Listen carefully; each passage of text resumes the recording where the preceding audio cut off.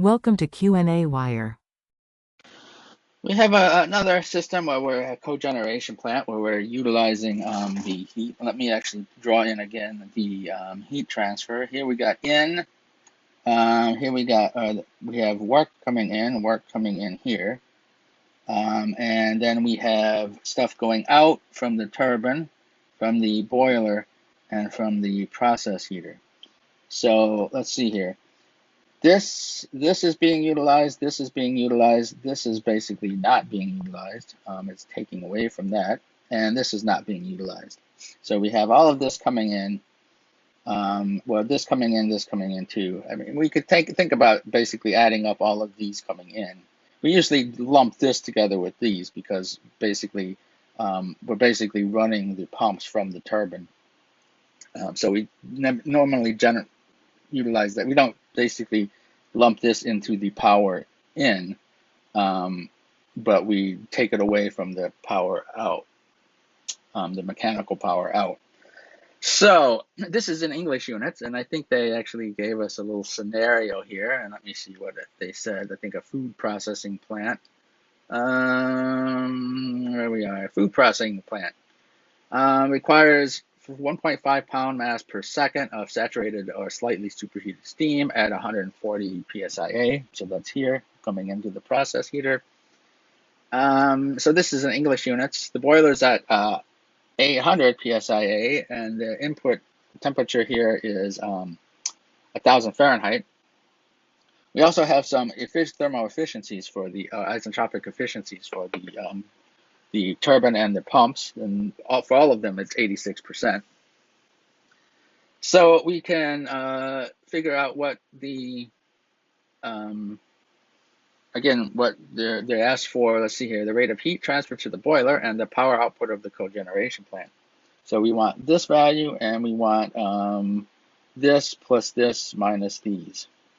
Right? So we're just dumping this out of the condenser. So again, English units: saturated liquid at 1, enthalpy at 1, specific volume at 1, so we can get the work from the pump in BTU per pound mass. So this is the work from pump 1 here. Then we can get the enthalpy at 2, from enthalpy in plus the work is enthalpy out.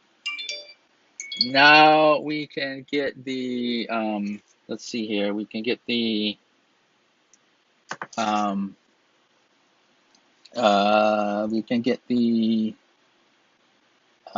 enthalpy at 3. Again, just basically we're following the same process as the previous problem, because we know the it's a saturated liquid there. We're basically assuming that, and we know that. Let's see here. Why did I put? Yeah, that should not be an H. That should be a P. So we know the pressure there. So we now have. Let's see here. We now have this enthalpy at 3 coming into the mixing chamber here, out of the boiler, out of the process heater. And so then we can do our control volume, do an energy balance on the process heater, or the mixer again. And once again, we know everything in here because we know the mass flow rates.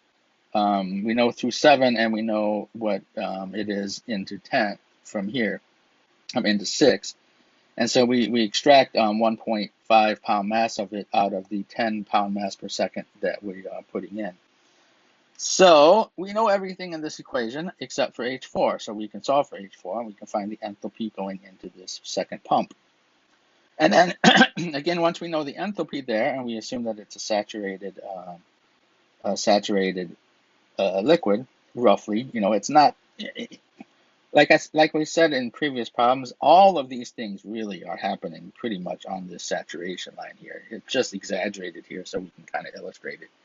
But these are all very, very close to the saturation line. So assuming that this is a saturated liquid instead of subcooled by this teeny amount is really, in reality, you on a scaled TS diagram, you would not even see the difference between these 2 points. So we can find the power that we're putting into the second pump. And again, note that we've used the efficiencies here. So again, we take the specific volume times the change in pressure divided by the efficiency. Right? So we've used efficiencies both here and here. That allows us to again get the enthalpy of 5 coming out of this second pump. Now we know the pressure and temperature at 6, so we can get the enthalpy at 6 and the entropy at 6. We can get in the isentropic case, well, the pressure is P7 is same in both cases, is 140 psia. And then in the isentropic case, the entropy at 7 is the entropy at 6. So in the isentropic case, we can get the enthalpy at 7. And then we could do one of two things. We could then use the efficiency in the turbine to figure out the actual enthalpy at 7, but we didn't do that because we're going to actually just use the efficiency of the turbine out here, and basically just utilizing it in a slightly different way. So let's see here. Again, whether you found the actual enthalpies or actually used it in the efficiency, got the isentropic power out of the turbine and then multiplied by the efficiency, you're going to get the same result. You can basically see that this times this is actually H6 minus H7. So it's just a slightly different way of doing it than I've been doing it in previous problems. So then we know the pressure at 8, which is both, I should probably just not put a prime there because it's the same for the isentropic or the real case. And then we know the entropy for the isentropic case at 8 is the same as at 6, so we can get the quality factor for the isentropic process. And then we can get the enthalpy. So we can look at the heat being put in, and that is the, let's see here. We have the heat in is the mass flow rate through the boiler times the enthalpy change in the boiler, and that winds up being about 13,810 BTU per second is the heat flow into the heat going into the boiler. And then we were asked for heat transfer and the power output of the cogeneration plant. Well, we have let's see here. I'm not sure if they want the power output. I'm not sure what they never really asked for this cogeneration because this really isn't. This is a heat out. So I'm not sure if they really want this. Obviously, we can find this because we know the mass flow rate through here, and we know we can get the enthalpy at 7, and the enthalpy at 3 we know. So we could figure this out easily, but I don't know if that's what they want because I don't know if I wouldn't really consider that power output. That would be heat output. So they asked for the power output, and I'm assuming that's just the work from the turbine. And again, whether we subtract off the power from the pumps, I'm not sure we could do that. Anyway, this is all, I got the power output of the turbine, and we could go further and get this power, or this heat output, but I don't think they wanted that, which is kind of weird because that's why we have a cogeneration plant. But anyway, we could easily find that if we needed to, because we could find, knowing the efficiency in the turbine, we could find H7, and then we have H3, and we know the mass flow rate here, so we could easily find this. But I don't think they really wanted that. They wanted the power out, and this power is usually from the turbine. Anyway, so we have this is the isentropic power out.